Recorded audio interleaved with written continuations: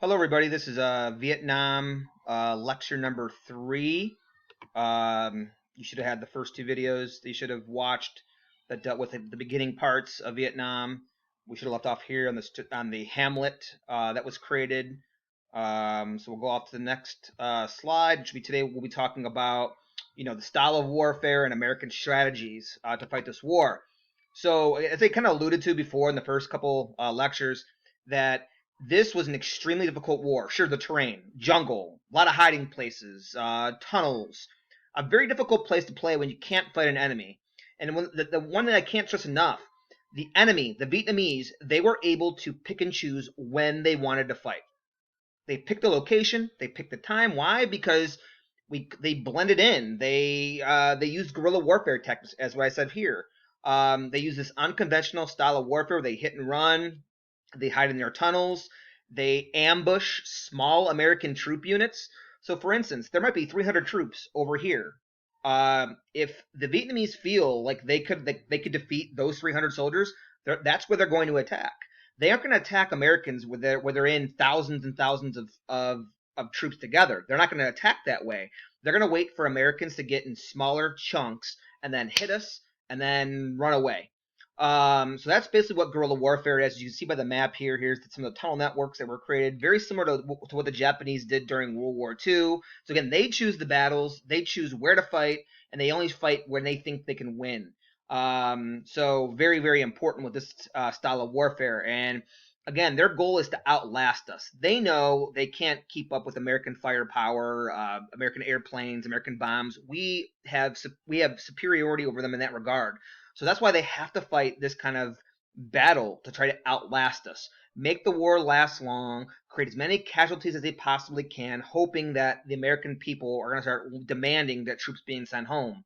That's their goal. So here's just kind of showcasing you guys, again, can't stress enough.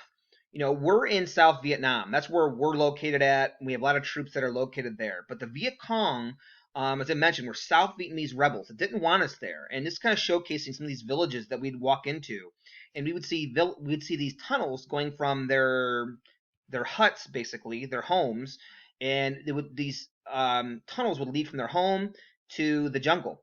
That's important to understand that because they were farmers by day, and Americans would come to these villages during the day and give them candy or give them food or help these people with water or solar power or wind power, windmills, whatever. And they'd wave to us during the day, oh, thank you, thank you. But at night, they'd hop in their tunnel, go to the jungle, and they would fight us.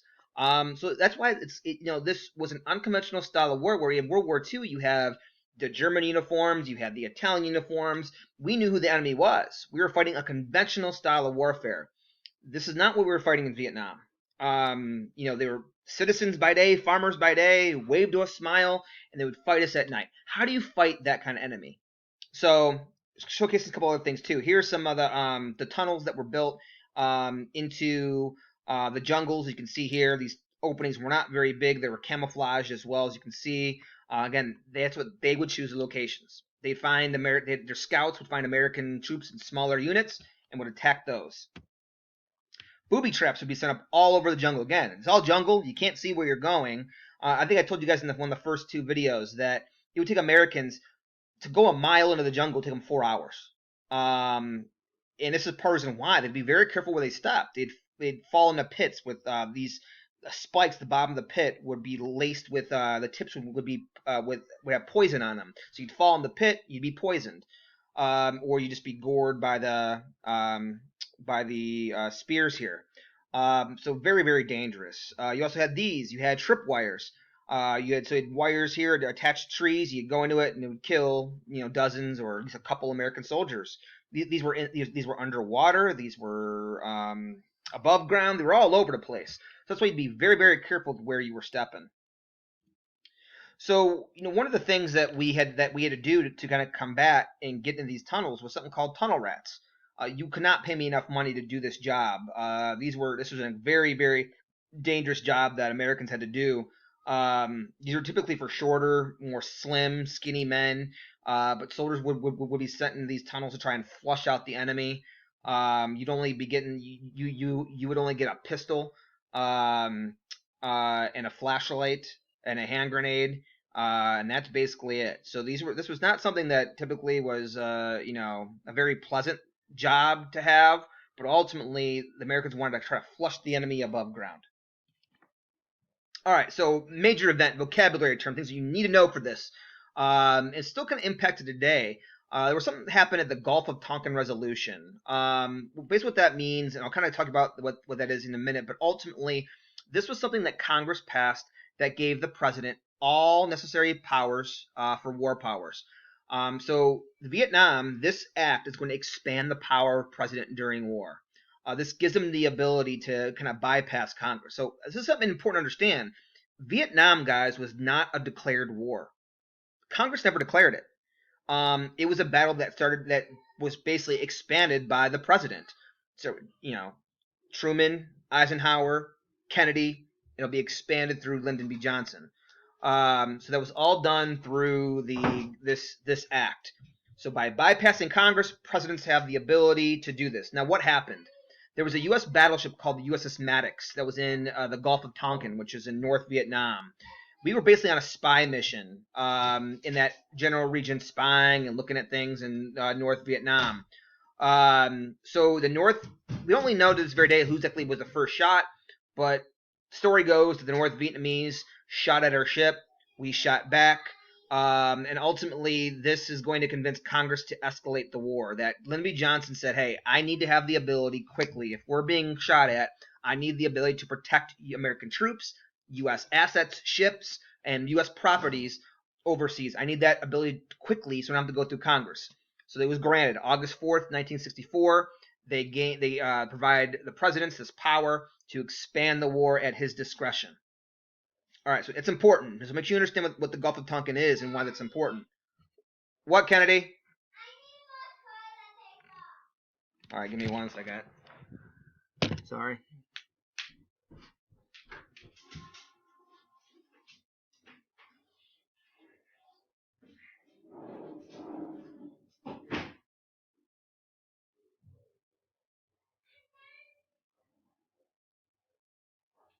You good, Chase?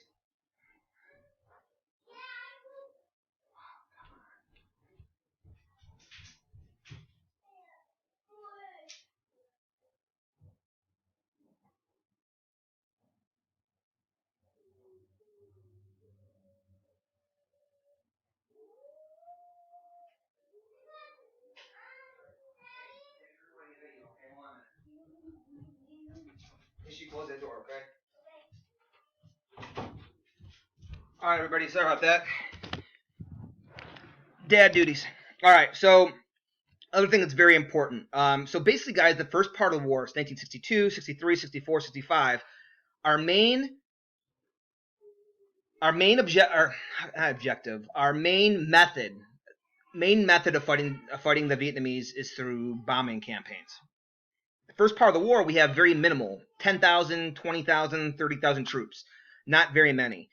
So we rely on our firepower. We're like, hey, we're America. We have the most technology, the best military in the world. We're going to try and use technology rather than troops to try and handle the Vietnamese problem. And at first, it's kind of effective at first. Because I guess the best way to describe it is the Vietnamese and the Americans are trying to fill each other out, basically. How is this war going to be fought? And the Vietnamese, they learn something about the Americans. They learn that their artillery, their firepower, their planes are dangerous. And if they fight a war where they stand far away from the Americans are going to call in plane after plane after plane, and they're going to be demolished. And that's basically what happens in the first stages of the war. But the Vietnamese learn. They learn they have to get on top of the Americans and grab them by the belt buckles. Get as close as they can. But here's why. The airplanes can't drop bombs on the Vietnamese if they're close to U.S. troops. So that's going to be their main strategy, is trying to get as close as they can to the Americans so they can't drop the bombs. That's ultimately what they end up doing. Hence, picking and choosing where the battles are being fought. So they call it Operation Rolling Thunder. Vocabulary term. You need to know this. Operation Rolling Thunder. This is our bombing campaign over North Vietnam and South Vietnam. This is going to be our thought is that we're going to weaken the abilities weaken the enemy's ability to fight. If we bomb their air bases, we bomb their airfields, we bomb their oils, we bomb their bridges, bomb their railroads, it'll hurt their ability to fight us. And we do. Now, again, we drop more bombs in Vietnam than we do throughout all of World War II. We just blast and pulverize. Now, think about the countermeasure to that. Now, again, we can understand, guys, that sure, in theory, bombs are great, but also ultimately, too, mistakes happen. These bombs that we're going to drop are going to kill our own soldiers sometimes. They're going to miss and hit a school, hit a hospital, hit a village where innocent people are. That happened a lot. So although initially you're doing this to try and clear a path for victory, ultimately what you're doing is you're angering the natives who live here. You're ruining their lives. You're killing their villagers. You're killing their friends and their family. You're killing their land. You're not using any care, so to speak. So yes, this will be devastating and be helpful for us beginning, but once they learn that strategy and how to fight us and get close to us, but you can only do so much when your enemy is above ground. But when they're below ground and hiding in tunnels and they're dressed in normal street clothes, how do you fight that? So that's gonna be the main problem with this strategy. And even the U.S. troops that are on the ground, they realize that this isn't working. Bombs aren't the answer. So our main target, well, there's several, but one of our main targets for Operation Rolling Thunder is going to be the Ho Chi Minh Trail. I talked about this earlier in the previous lectures. But you see, it goes from North Vietnam into South. And this is how the Viet Cong were supplied. The North Vietnamese would send supplies, weapons, AK-47s, ammo, food rations, all into the South. Notice, here's the DMZ right here.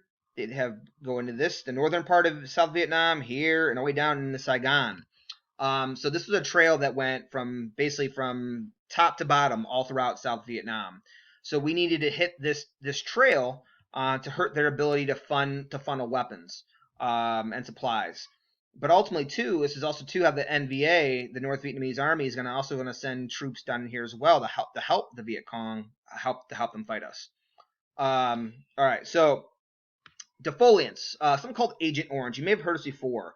So again, as I mentioned, this is all dense forest. So defoliant is something that kills weeds.